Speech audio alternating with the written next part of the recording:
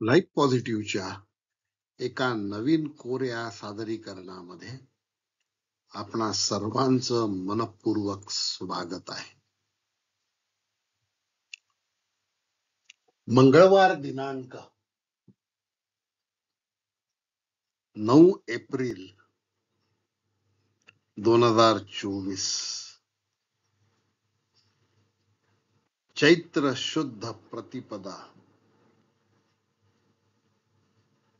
गुढीपाडवा हिंदू नववर्षाची सुरुवात आणि हिंदू नववर्षाचा पहिला दिवस. हा दिवस काठीची पूजा करून त्याला वस्त्र नेसवून कडुलिंबाची पानं, आंब्याची पानं आणि साखरेच्या पाकापासून तयार केलेली गाठी आणि त्या काठीला हे सगळं बांधून त्यावर तांब्याचा कलश उबडा ठेवून गुढी उभारण्याची पद्धत आहे.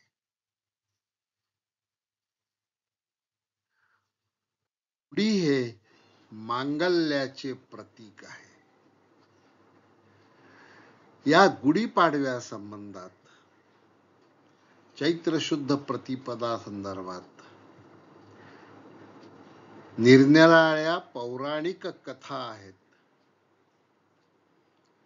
त्या कथांचा आपण आढावा घेऊया.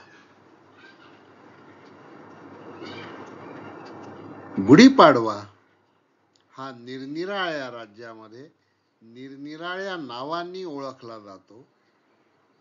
त्याचाही एक आपण आढावा घेऊया.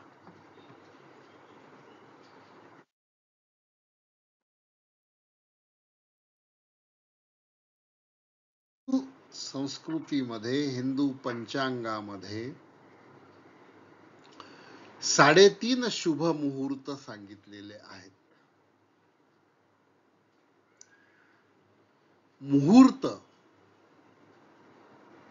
म्हणजे काय या संदर्भातले 2 वचन या ठिकाणी दिल्या गेलेले आहे.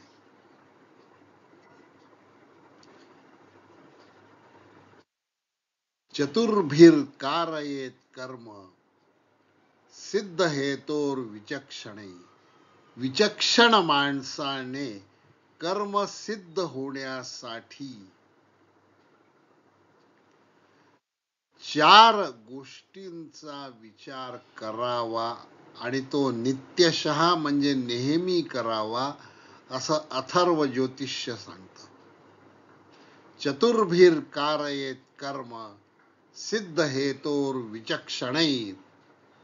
तिथी, नक्षत्र, करण, मुहूर्त इति नित्यशः 4 गोष्टी सांगितल्या. तिथी, नक्षत्र, करण आणि मुहूर्त.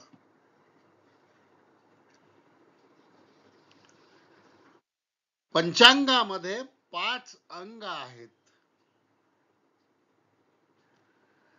आणि या 5 अंगांचा विचार करून व्रत आणि पर्व यांचं निर्देशन केल्या जातं. बघा, व्रत पर्व निदर्शकम इति पंचांग गमाख्यातम. 5 अंग आहे. पंचांगाचे 5 अंग. कुठल्याही हिंदू अल्मॅनॅक मध्ये पंचांगामध्ये 5 गोष्टींचा विचार केला जातो. नंबर 1 तिथी. नंबर 2 वार. तिथी वारश्च. नंबर 3 नक्षत्रम. नंबर 4 योग आणि नंबर 5 करण. तिथिवारश्च नक्षत्रम योग करणमेव च इति पंचांग गमाख्यातम व्रत पर्व निदर्शकम.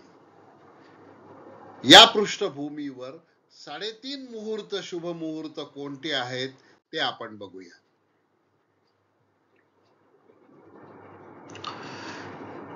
हिंदू नववर्षाचा पहिला दिवस चैत्र शुद्ध प्रतिपदा. प्रतिपदा ही तिथी आहे. चैत्र हा मास आहे.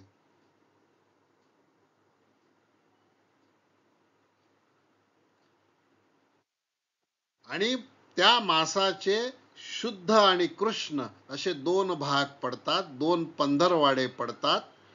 त्यातला शुद्ध पक्ष, शुक्ल पक्ष, चैत्र शुक्ल प्रतिपदा, चैत्र शुद्ध प्रतिपदा, या दिवशी आपण गुढीपाडवा, हिंदू नववर्षाचा दिन, हिंदू नवसंवत्सराची सुरुवात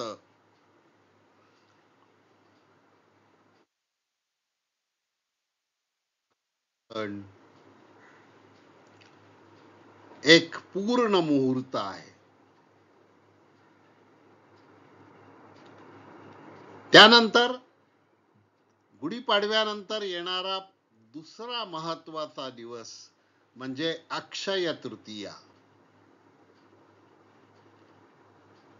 चैत्र महिना झाल्यानंतर पुढच्या महिन्यामध्ये वैशाख येतो. चैत्र, वैशाख, आषाढ, श्रावण असा मराठी महिन्यांची नावं आहेत. वैशाख शुद्ध तृतीयेला अक्षय तृतीया असं म्हणतात. आणि या दिवशी केलेलं पुण्य हे अक्षय असतं, म्हणून त्याला अक्षय तृतीया असं म्हणतात.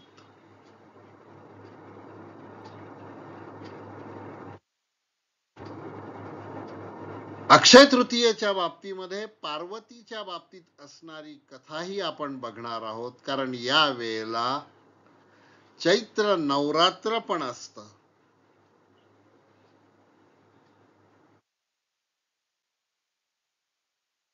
तिसरा जो मुहूर्त आहे, पूर्ण मुहूर्त, 3.5 मुहूर्तातला तिसरा पूर्ण मुहूर्त म्हणजे दीपावली पाडवा, ज्याला बली प्रतिपदा असं म्हणतात. कार्तिक महिन्याच्या शुद्ध प्रतिपदेला हा दिवस येतो. म्हणजे 2 पूर्ण मुहूर्त हे प्रतिपदेला येतात. एक चैत्र महिन्याच्या प्रतिपदेला, एक कार्तिक महिन्याच्या प्रतिपदेला. आणि तिसरा जो मुहूर्त आहे, पूर्ण मुहूर्त, तो वैशाख शुद्ध तृतीयेला येतो.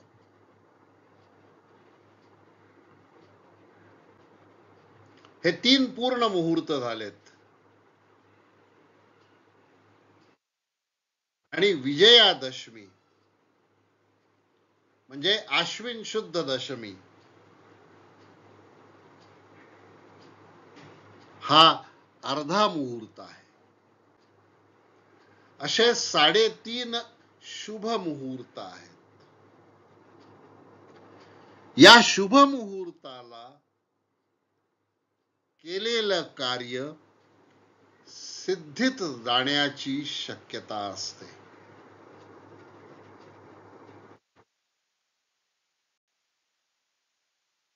या दिवशी कुठलंही कार्य, शुभ कार्य, शुभ संकल्प त्याची सुरुवात करायला हरकत नाही असं शास्त्र सांगतं.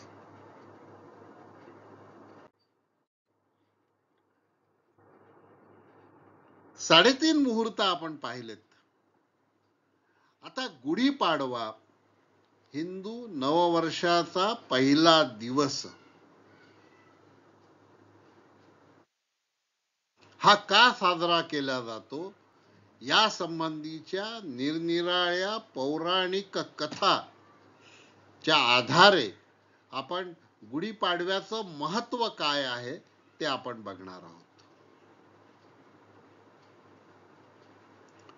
गुढीपाडव्याला आपण गुढी उभारतो आणि गुढीची निरनिराळी सजलेली चित्र आपण पहिल्या स्लाइड मध्ये बघितलेली आहेत. त्रिदेवांपैकी ब्रह्मदेवाला विश्वाची निर्मिती करायला सांगितलेली होती आणि ब्रह्मदेवाने या विश्वाची निर्मिती करायला सुरुवात केली तो दिवस हा प्रतिपदेचा दिवस आहे आणि तो गुढीपाडवा आहे. आणि म्हणून गुढी उभारण्यापूर्वी ब्रह्मदेवाची पूजा केली जाते. पुष्कर सोडलं, पुष्कर हे स्थान सोडलं, पुष्कर हे तीर्थक्षेत्र सोडलं तर ब्रह्मदेवाचं कुठेच देऊळ नाही. परंतु गुढी उभारण्यापूर्वी ब्रह्मदेवाची पूजा करण्याची प्रथा आहे, कारण ब्रह्मदेवाने विश्वाची निर्मिती या प्रतिपदेलाच सुरुवात केलेली होती. आणि म्हणून गुढी उभारण्याचा जो मंत्र आहे त्या मंत्रामध्ये गुढीला ब्रह्मध्वज असं म्हटलेलं आहे. ब्रह्मध्वज नमस्तेस्तु सर्वाभीष्ट फलप्रद, सर्व अभीष्ट कर, योग्य कर, इप्सित कर, फलप्रद हो. प्राप्तेस्मिन् संवत्सरे नित्यम मद्गृहे मंगलम कुरु. या ब्रह्मध्वजाची, या विजय पताकेची मी माझ्या घरामध्ये प्रतिष्ठापना करतो आहे. सकाळी 10 वाजेच्या आत गुढी उभारल्या गेली पाहिजे. ब्रह्मध्वज आहे तो, नवनिर्मितीचा ध्वज आहे तो, शुभ कारक पताकेचा ध्वज आहे तो. सर्व अभिष्ट व्हायचं असेल तर ब्रह्मध्वज उभारायला हवा, त्याची पूजा करायला हवी. नूतन वर्षाच्या, नूतन संवत्सराच्या पहिल्या दिवशी माझ्या घरात सदैव मंगल व्हावं या कामनेने ब्रह्मध्वजाची उभारणी करावयाची असते.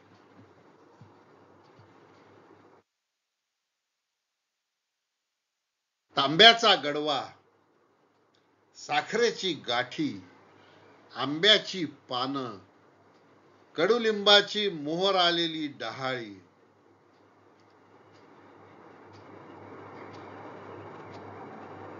एका काडीला बांधून त्या रेशमी वस्त्राने सजवलं जातं. साखरेची गाठी, आंब्याची पानं, कडुलिंबाची मोहर आलेली डहाळी हे सर्व एकत्रित बांधल्या जातं. रेशमी वस्त्र परिधान केल्या जातं काठीला आणि त्याच्यावर तांब्याचा गडवा ठेवला जातो.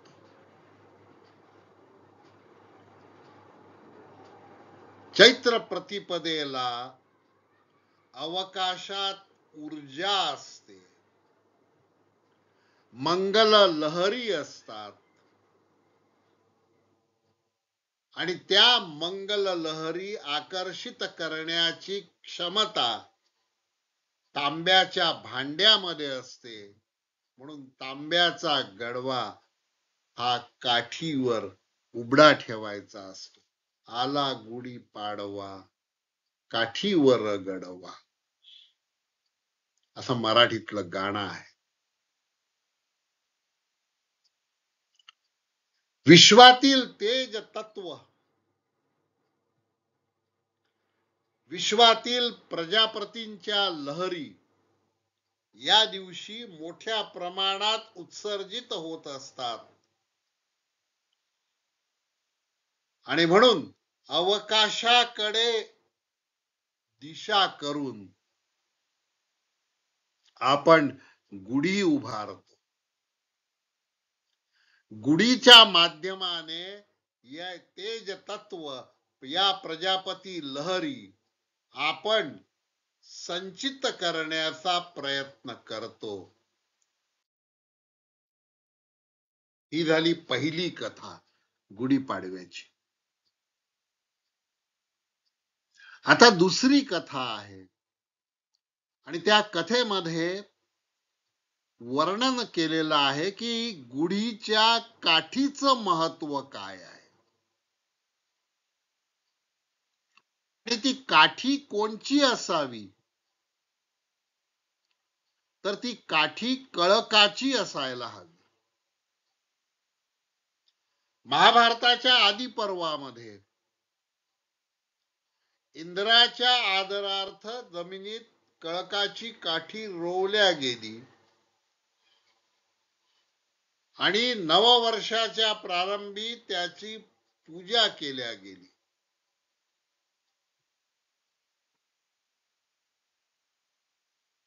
काठीला शेल्यासारखं वस्त्र लावून, शृंगारून, पुष्पमाला बांधून त्याची पूजा केली.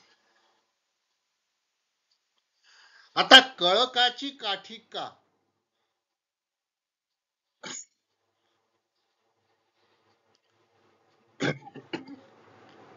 कळक ही बांबूची सर्वात शक्तिशाली जात आहे.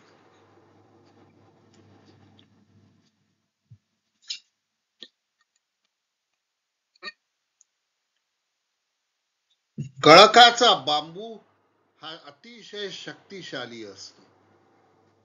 त्याचा वापर लाकूड म्हणून तर होतोच, परंतु हा बांबू जर शेतकऱ्याने आपल्या शेतामध्ये लावला तर त्याच्या शेताचं वादळी वाऱ्यापासून संरक्षण करता येत. अनेक देवस्थानांमध्ये, महालक्ष्मी देवस्थान असो, शंकराचं देवस्थान असो, अनेक देवस्थानांमध्ये काठी निरनिराळ्या स्वरूपात वापरल्या जाते आणि यात्रेच्या वेळेला, मिरवणुकीच्या वेळेला ती काठी वाजत गाजत शृंगारून बाहेर नेल्या जाते. त्या काठीला नंदी ध्वज किंवा विजय ध्वज किंवा कुलध्वज, तर काही ठिकाणी तरंग, तर काही ठिकाणी त्या काठीला शासन काठी असं म्हटलं जात. खंडोबाच्याही नवरात्रामध्ये या काठीचं अत्यंत महत्व आहे. कळकाची काठी निरनिराळ्या देवस्थानांमध्ये पताका म्हणून वापरली जाते आणि त्याची मिरवणूक काढल्या जाते. ही गुढी उभारण्याच्या मागची दुसरी पौराणिक भूमिका आपण बघितली.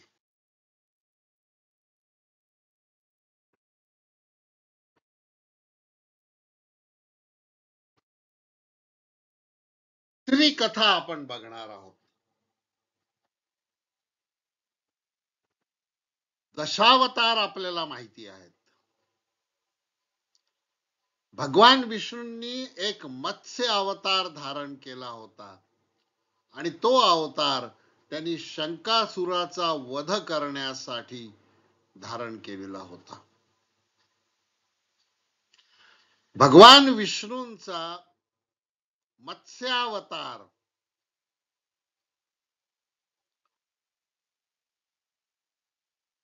चैत्र शुद्ध प्रतिपदेचाच आहे.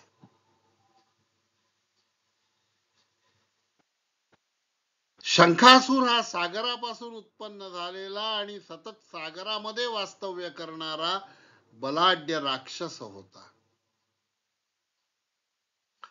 या राक्षसाने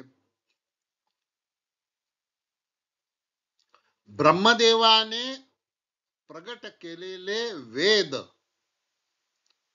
जबरदस्तीने पळवून नेले, हरण केले आणि ते सागराच्या तळाशी घेऊन गेला.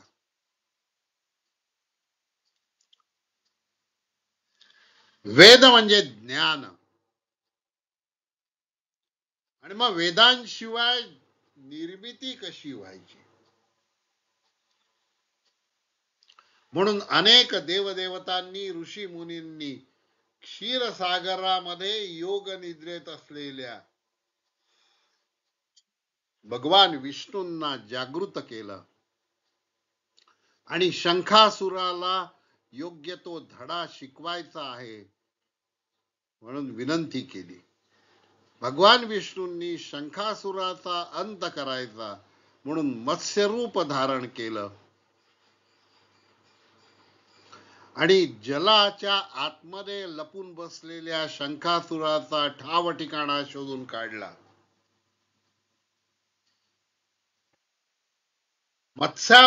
मत्स्यावतारातील विष्णूने शंखासुराचा शिरच्छेद करणार तितक्यात शंखासुराने मत्स्य देवतेची प्रार्थना केली आणि एक विनंती केली की आपल्या हातून मला मरण यावं आणि माझ्या जीवनाला मुक्ती मिळावी म्हणून वेद मी पळवलेले होते.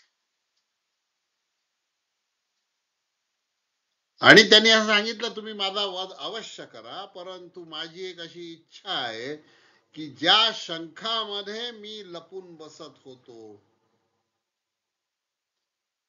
तो शंख तुम्ही आपल्या डाव्या हातामध्ये सतत धारण करावा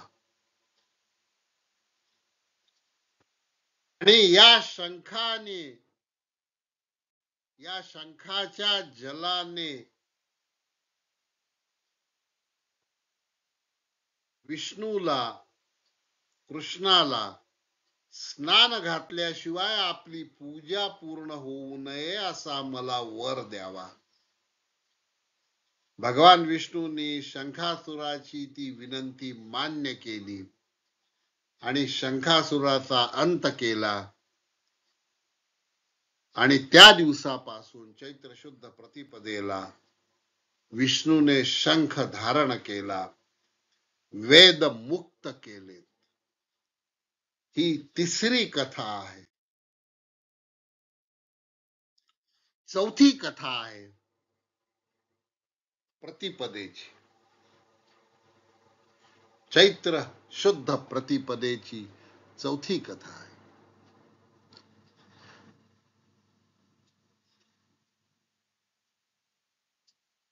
श्रीराम आपला वनवास संपवून 14 वर्षाचा वनवास संपवून व लंकाधिपती रावण याच्या व त्यांच्या राक्षस सैन्याचा पराभव करून सीतेला मुक्त करून चैत्र शुद्ध प्रतिपदेला अयोध्येत प्रवेश करते झाले.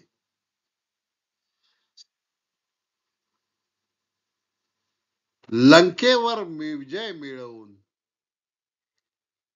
अयोध्येत प्रवेश करण्याचा दिवस म्हणजे चैत्र शुद्ध प्रतिपदा. हा दिवस अयोध्येमध्ये आनंदोत्सव म्हणून साजरा झाला. आणि त्या दिवशी विजय ध्वज विजय पताका उभारण्यात आल्या. त्यामुळे गुढीपाडव्याच्या दिवशी उभारला जाणारा ब्रह्मध्वज हा विजय ध्वज ही आहे.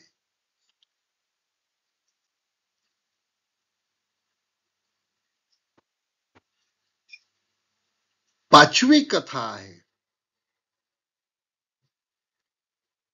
की रामाचा वनवास संपून परत येण्याच्या आधीची कथा आहे.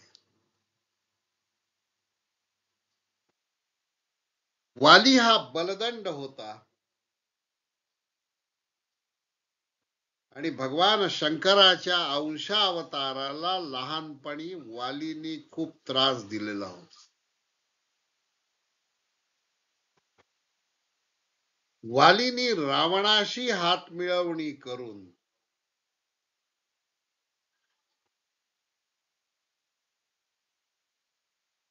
वानर सैन्याला जेरीस आणलेलं होतं.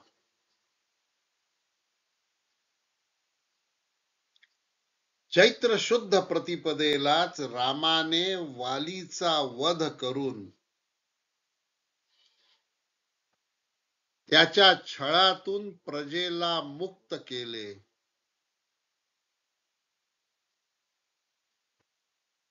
व सुग्रीवाला त्याचे सिंहासन दिले.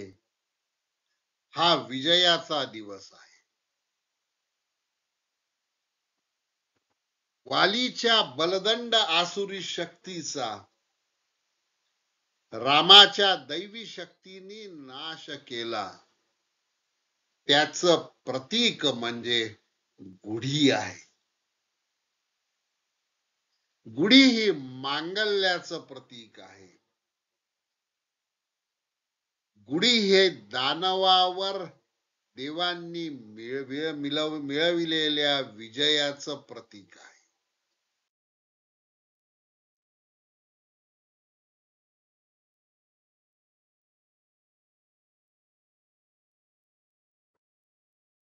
शालिवाहन राजाने शालिवाहन शकास सुरुवात केली आणि ज्या दिवशी शालिवाहन शक सुरू झालं तो दिवस म्हणजे गुढीपाडवा.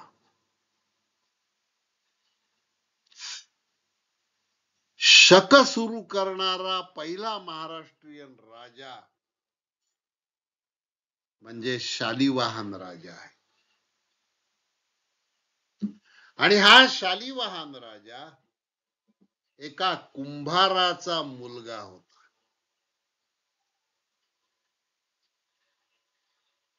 या ठिकाणी मला प्लेटोच्या एका भूमिकेची आठवण होते.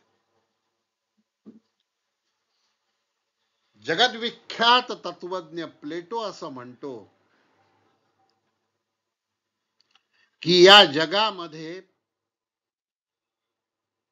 4 प्रकारची माणसं असतात.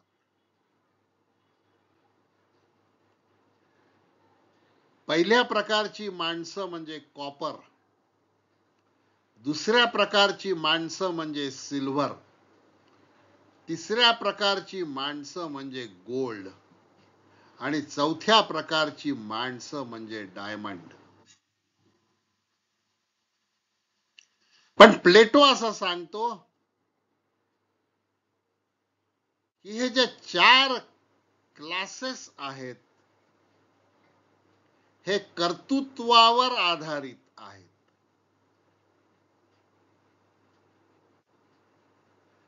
शालिवाहन राजा कुंभाराच्या पोटी जन्माला आला म्हणजे तो कॉपर या संज्ञेत बसणारा होता, परंतु त्याने डायमंड स्वतःच्या कर्तृत्वाने स्वतःची जात स्वतःच विश्व बनविलं आणि तो कॉपर पासून डायमंडच्या उच्च शृंखलेमध्ये गेला, ते कर्तृत्वाच्या आधारावर.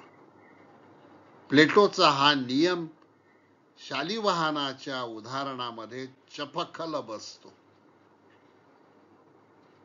या कुंभाराच्या मुलाने आपल्या वडिलांनी शिकवलेले माती कामाचं कौशल्य,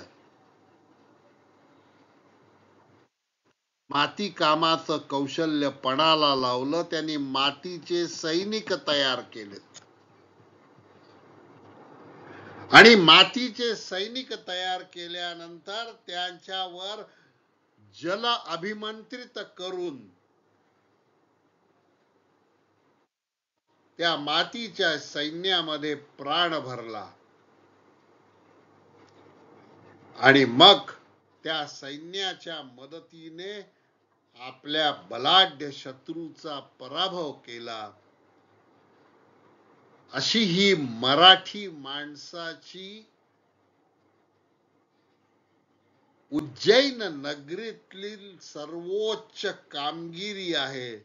आणि म्हणून शालिवाहन शकाची सुरुवातचा पहिला दिवस म्हणजे चैत्र शुद्ध प्रतिपदा आहे. आणि म्हणून मराठी कॅलेंडर, मराठी पंचांगामध्ये शालिवाहन शकाचा उल्लेख मोठ्या आदराने केला जातो. हे आपण लक्षात ठेवायला पाहिजे.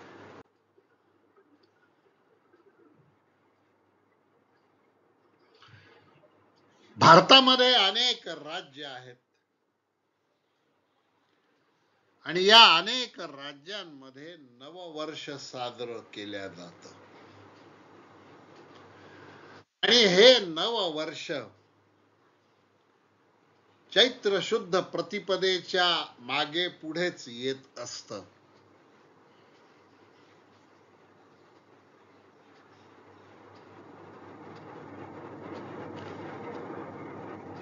या भारतीय परंपरेचं आपण स्मरण केलं पाहिजे, अभिमान बाळगला पाहिजे. तामिळनाडूमध्ये नववर्ष पुथुंडू नावाने साजरं केलं जातं. पुथुंडू. आंध्र प्रदेशमध्ये नववर्ष उगादी म्हणून साजरा केला जातो. आसाम मध्ये नववर्ष बिहू या नावाने साजरं केलं जातं. आणि त्या आसामचं आणखीन एक वैशिष्ट्य आहे, तो बिहू डान्स, बिहू नृत्य. हे नृत्य सुद्धा कनकाच्या बांबूच्या आधारे केल्या जातं आणि त्यातलं पदलालित्य हे बघण्यासारखं असतं आणि त्या बांबूचा होणारा नादमधुर आवाज सुद्धा श्रवणीय असतो. केरळमध्ये हे नववर्ष विशू म्हणून साजरं होतं, तर पंजाब मध्ये हे नववर्ष वैशाखी म्हणून साजरं होतं.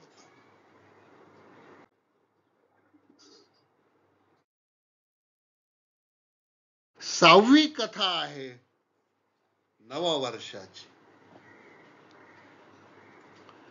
प्राचीन मानवाने जेव्हा देवाची कल्पना केली, ज्या वेळेला त्याला असं सुरुवातीला वाटायला लागलं की आकाशात विजा कडाडतात म्हणजे काहीतरी चमत्कार आहे, आणि त्याच्यातून त्यांनी देवाची वेगवेगळी कल्पना करायला सुरुवात केली. आणि ती पहिली पूजा होती स्त्री रूपाची पूजा. ती पूजा होती शक्तीची पूजा.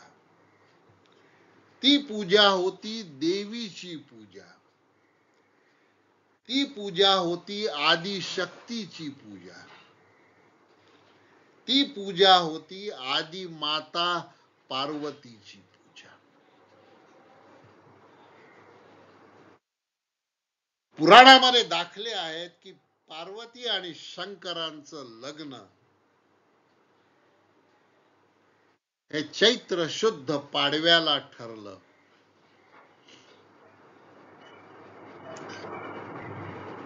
पाडव्यापासून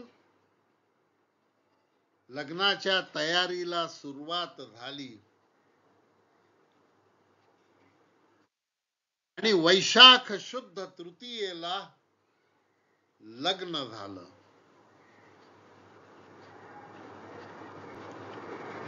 म्हणून पाडव्याच्या दिवशीच पार्वतीच्या शक्ती रूपाची पूजा करतात आणि या दिवसापासूनच चैत्र नवरात्राला आरंभ होतो.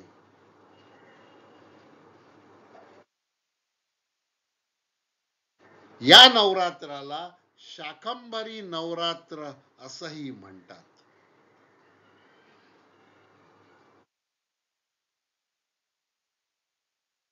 पार्वती आणि शंकराचं लग्न झाल्यानंतर नवमीच्या दिवशी योगिनींची अधिपती, योगिनींची राणी, योगिनींची राज्ञी म्हणून पार्वतीचा रीतसर अभिषेक झाला. म्हणून नवमी तिथी नवरात्रामध्ये अतिशय महत्वाची आहे. नवमीला 9 दिवसांचं पारण होतं.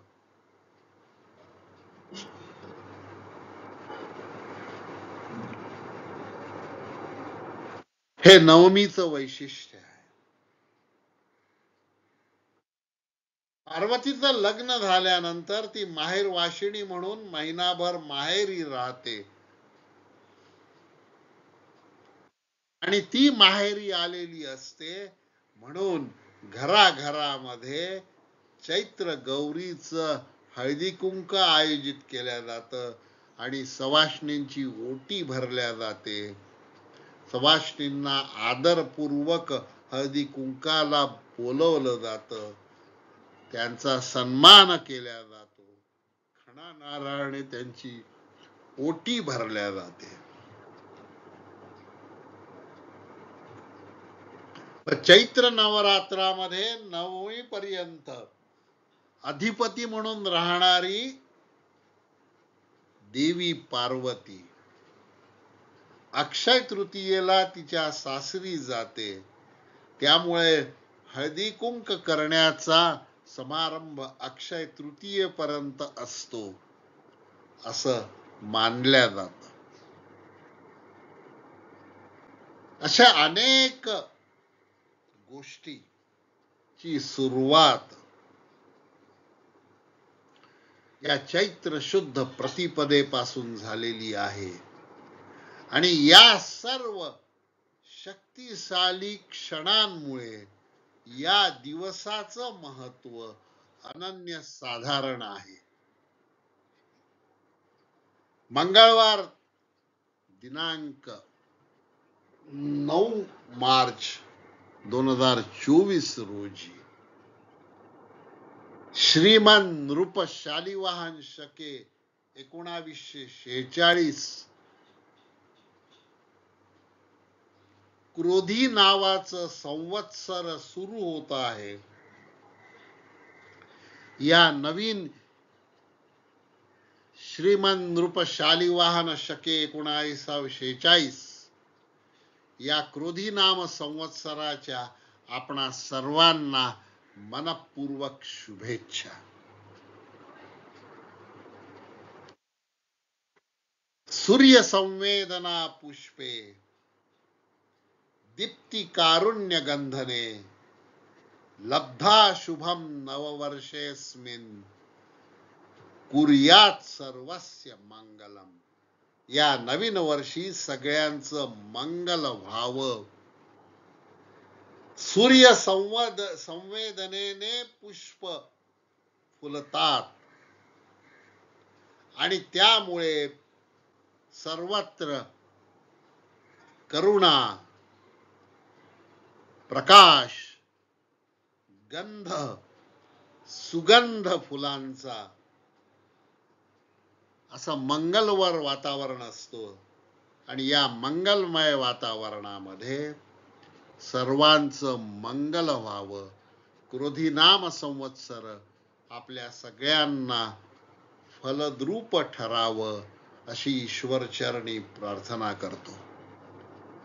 शालिवाहन शक आणि आपण ग्रेगेरियन कॅलेंडर जे आपल्या घरी लावतो, तर ग्रेगेरियन कॅलेंडर प्रमाणे 2024 असं वर्ष चालू आहे. शालिवाहन शक 1946 आहे. 2024 मधून 1946 जर आपण वजा केले तर ग्रेगेरियन इसवी सन आणि शालिवाहन शक यामध्ये 78 वर्षाचा फरक आहे. हा फरक कायम राहणारा आहे, हे आपण ध्यानात घ्यावं. हा नवीन वर्षाचा पौराणिक, ऐतिहासिक, आध्यात्मिक पृष्ठभूमी वर्णन करणारा हा व्हिडिओ आपल्याला कसा वाटला ते कॉमेंट मध्ये नक्की कळवा. आपल्या सर्वांना नवीन शुभ पर्वाच्या अनेक उत्तम शुभकामना. धन्यवाद.